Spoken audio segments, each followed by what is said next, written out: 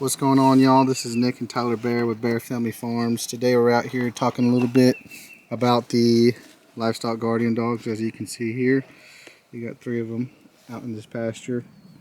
What we're doing here is we are going to apply petroleum jelly to our dog feeders. It helps keeps the bugs off. It does get dirty after a while, so you'll have to wipe it off. But it helps keep these ants out that are so bad out here. I mean, it's inevitable that some ants will get in, but we just take any kind of petroleum jelly or KY jelly, anything like that, and put it up on the seams or anywhere there's going to be a hole, just to help keep those ants out, because if there's ants in there, the dogs don't want to eat it as much. And it's really important for us that our dogs are eating, and so anywhere there's an open spot where some bugs could get in, we're just going to put it in here or on there, and that way it helps those bugs from not wanting to go in, because they'll get stuck and or the smell of it.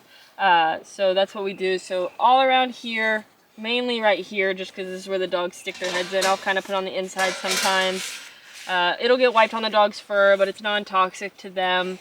But we put a good amount on, and then you can reapply as needed. It just depends on the time of year and everything else. So just to keep those bugs out, you just need it on this front part. You can put it on the sides just to give extra, but that's using a lot of jelly. So we just kind of do it right here, here in this connection part, because they'll go up under this lid, because the lid is right here. So when you come out, you can just pick it up. You might get a little jelly on your hand, but it keeps those ants from getting in here, or other kinds of bugs that would like to eat dog food and or live in here, because wasps would also possibly like to get in here and create their little nest. So we try and keep it as safe and clean for the dogs as possible.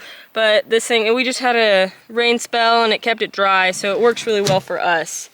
yeah. So here, guys, this is just a 50-pound feeder. If you haven't seen them before, you can get these on Amazon or your local feed store. Sometimes we'll put like feeders out here with a crate around them to keep animals and stuff out, but this group of nannies, they don't really get into the dog food or anything else, so we just kind of put it up on a center block, get it up off the ground, and wrap it around with a bungee cord. And as you can see, there's that petroleum jelly. It basically, like my wife was saying, just keeps the bugs off, and they get stuck on it and they can't get around it. Just a barrier. So we're going to shift over here. We're going to talk a little bit about the dogs. You know, this time of year there's a lot of rain, which means fleas and ticks and bugs and whatnot. So we're going to talk a little bit about what we do to keep them off, fleas and ticks off of them.